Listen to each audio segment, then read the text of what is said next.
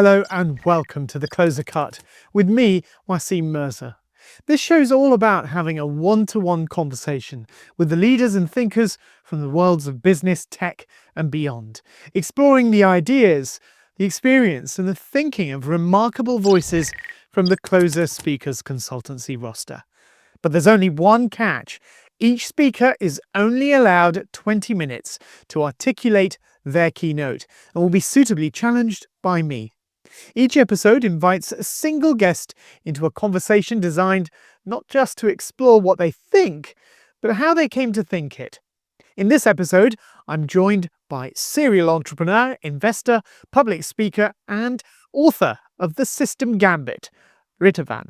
He works at the intersection of systems thinking, leadership, and strategic decision-making. And today the aim is very simple: to explore the ideas behind his work, the assumptions he challenges, and the way he sees modern organizations, leadership, and change. Ritavan, welcome to the Closer Cut. Thank you, Wasim. Great to be here. Now, you've had a career spanning tech leadership, investing, and now authoring. What drew you to formalize this into a book?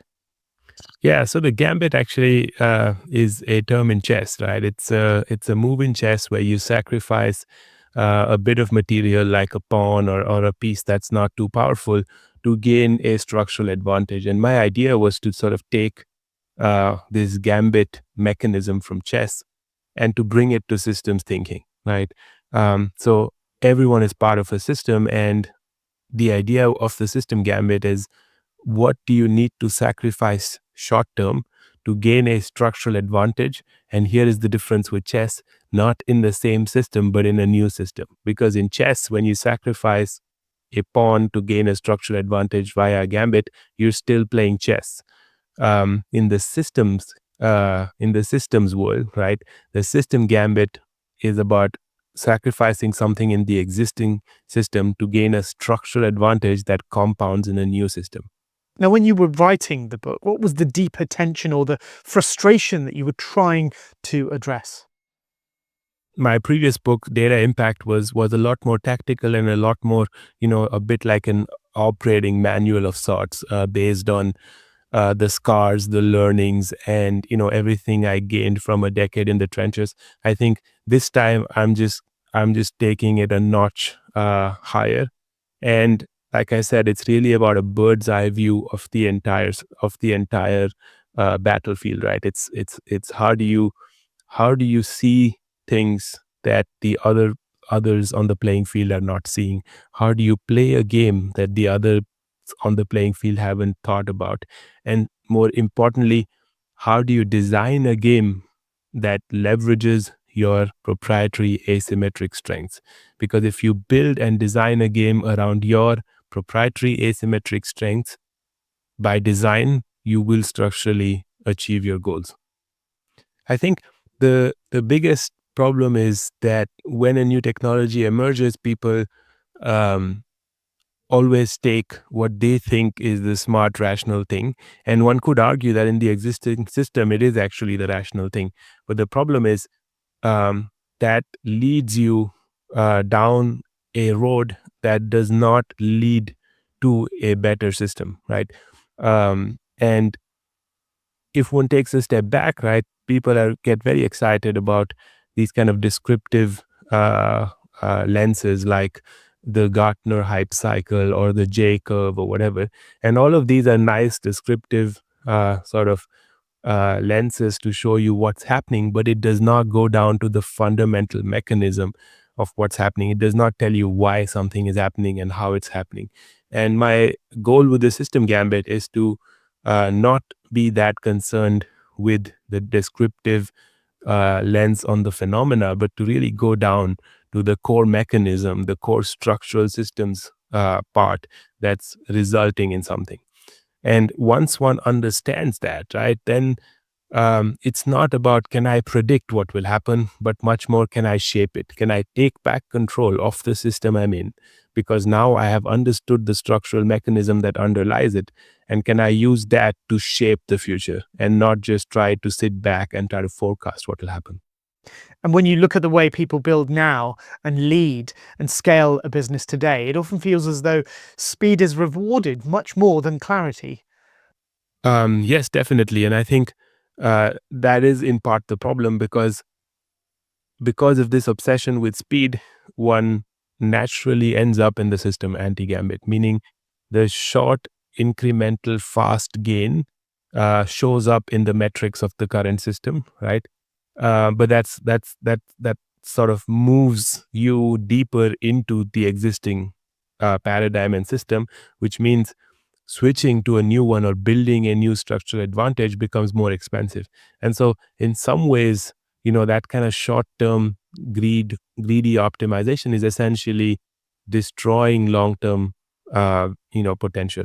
Um, and and I think that is worth highlighting. So you don't achieve a great long term large outcome by doing small optimal steps in the short term, right? And I think this is also mathematically provable, because if you're trying to build a compounding loop, that is a kind of system, a kind of a structure where these kind of small incremental short term steps do not lead to an optimal solution overall. What do you think most people often get wrong about building or leading within complex systems? It's not about saying, oh, this person is not innovative enough, or that other person is more innovative, or this person is not agile enough and this other person is more agile. So it's not really about saying you need to do more of something, but it's much more about going back to first principles, right? From a systems thinking perspective, and understanding why certain outcomes, certain behaviors take place. What are the core underlying mechanisms? Why, in many ways, those behaviors are rational, right? So, if you are in an existing system as a leader or an investor today, a business leader or investor, you have that pressure to show a quick short term quote unquote win, right? But what that does is it by achieving that short term win, you're essentially blocking yourself from unlocking a much larger longer term win structurally.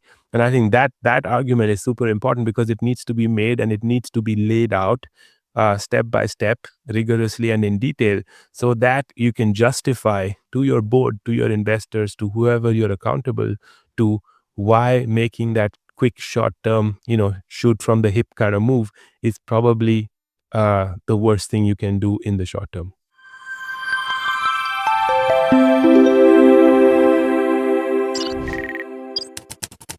What do you think most people often get wrong about building or leading within complex systems? I think the most common observation is that uh, the larger an organization gets, or the more high pressure or fast moving an environment is, people get further slotted into fixed roles with smaller remits. And so the understanding of what the entire system is about, right? The causal understanding of that system, understanding the moving parts, and more importantly, even understanding how whatever system you are in is part of a larger system. I think all that goes away, because in the day-to-day operations in the trenches, you don't have time to think about the entire, if of the entire battlefield, because you are in your trench. All you're trying to do is stay alive, look ahead and shoot if something moves. And I think that's the point uh, of an author, is to give you that bird's eye view. And what that also meant for me personally, right?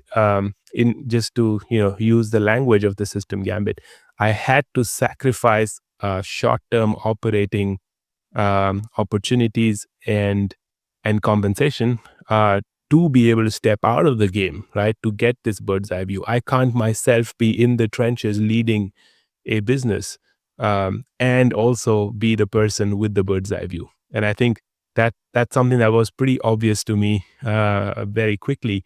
And so, in some ways, the system gambit was born through a system gambit. So I sort of willingly chose, right, to step back from an operating leadership role to get the space, the bandwidth to think about this deeply, to then be able to articulate it, and create a useful, book which is essentially a product for a business leader or investor or even an ambitious professional trying to make an impact. How do you see AI and rapid disruption changing the game for the kinds of systems that you describe? What is unique about AI is that it's trained on historical data, um, which by definition has to come from the existing paradigm, right? The existing system paradigm you're in.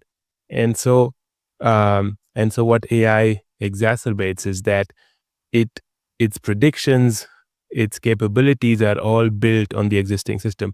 And so, for the first time in history, you actually have a technology with revolutionary potential, but it's pointing you to the status quo. And if you look across technologies all through history, every time they have, required rethinking uh, the entire playing field, rethinking the entire system from first principles, right? It's not about just slotting in, it's not just about slotting in what already exists, right? Otherwise, our aircrafts would be a horse-pulled carriages with wings on them or something like that, right? So that I think the point is just slotting something in looks valuable in the short term, right? Because you might perhaps squeeze out, small efficiency gains, but doing that structurally blocks you from trying to uh, unlock and achieve compounding value later. And in fact, this is sort of the inverse concept to the system gambit, and it's what I call the system anti gambit in the book. So the system anti gambit is basically trying to do something that has small incremental gains in the existing system. But by doing that, you're precisely blocking yourself from moving into a new system with where you have a structural advantage, which allows you to compound value. And so these two concepts sort of go together. So it's very interesting. It's actually very different from, I think, the way people expect things to go. So as we discussed, right, what's unique about AI is that it slots into every existing paradigm essentially because it's trained on historical data from that paradigm. So AI is actually, the canonical example of the system anti-gambit, meaning AI is custom made to be slotted into whatever you're doing if you do not take a step back and think from first principles from a systems thinking perspective. And so what everyone is rushing to do is to adopt AI, right? And what adopt AI means in a very banal way is to pull out their credit card, get an API key, and start using AI into what they're doing every day, right? The point is, if you can do it, so can everyone else. And more importantly, uh, taking something, slotting it into what you're already doing, entrenches you further in the game you're playing. And so, purely from a structural perspective, you're not gaining any advantage. Um, if you do gain a small tactical advantage, it gets competed away because anyone with a credit card can get an API key and can do what you're doing. And so, this idea of proprietary asymmetry becomes so important because AI essentially makes the system anti-gambit easy for you to do, and hence also the most expensive mistake you can make, because as everyone goes down that road, as the herd jumps off the cliff, if you jump off the cliff with them, you're essentially guaranteeing harm to yourself.